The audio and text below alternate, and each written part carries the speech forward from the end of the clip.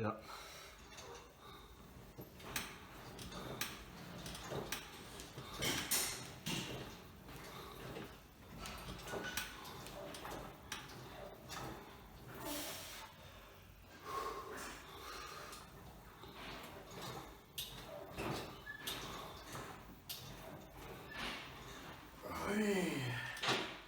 Right, we're back.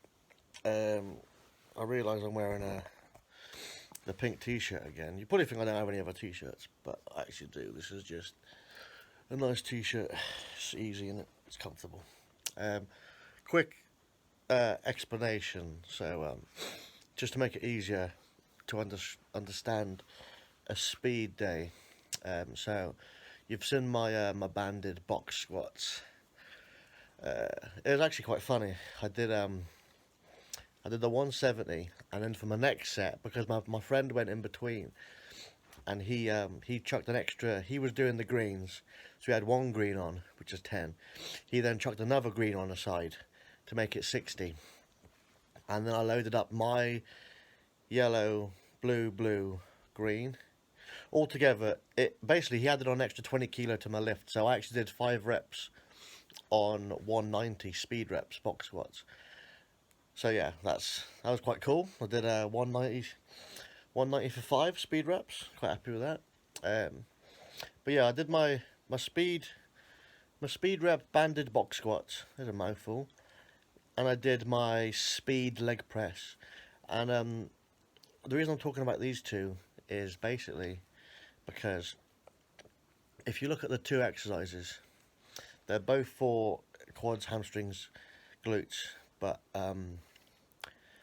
the method on how I approached each exercise was quite different.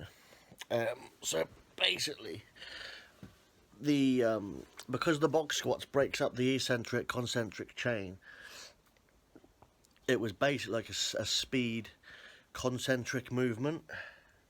So excuse me, at the bottom when I break movement, so I'm like sitting at the bottom, chilling, and then it's just a speed concentric, just power up. So this is what we need to focus on, guys. When you're doing box squats, focus on the concentric, especially with bands as well, because you have to generate enough speed at the bottom when it's easy to power through the harder resistance at the top. That's why it's good for speed training. So that was point 1. That was speed concentrics, power. The second part, the leg press, if you'll notice, I'm focusing more on sort of dropping the weight at the top, and that's basically to overload, like increase the speed of the drop, which is the eccentric portion. So that's called overspeed eccentrics, and that's to train the stretch shortening cycle at the bottom. So that's more of a stretch reflex at the bottom. So that's like the other portion of dynamic training. So yeah, the first movement was speed concentrics, which is focusing on generating as much explosive power from a stationary bottom position.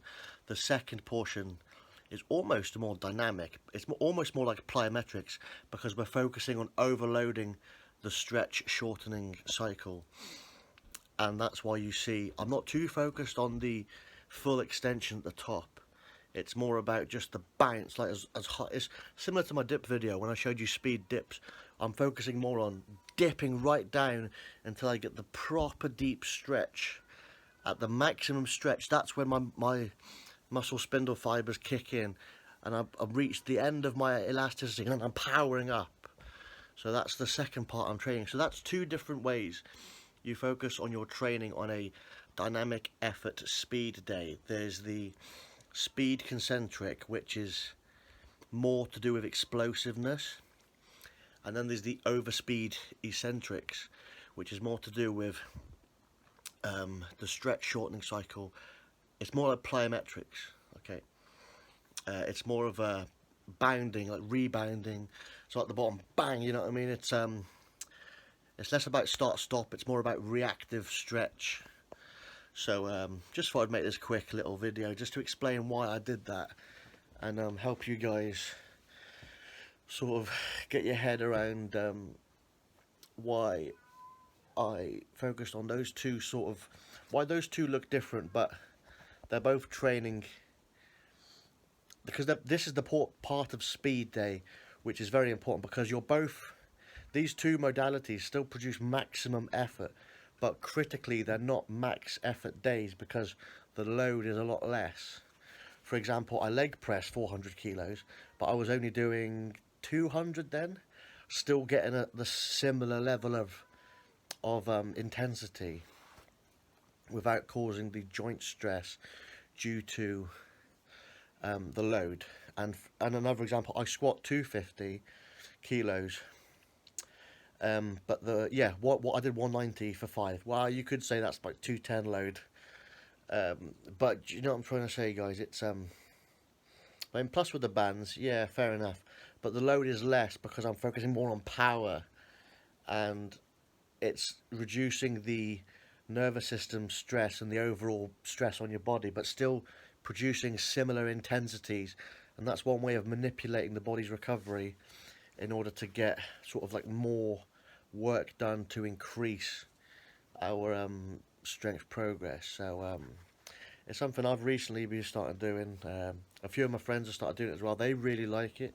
They're quite fresh to it. It's quite weird to get your head around. And also, like when you're hooking up the bands and shit, and it's quite like it's quite a nuisance. But when you get used to it, and it's actually really fun as well.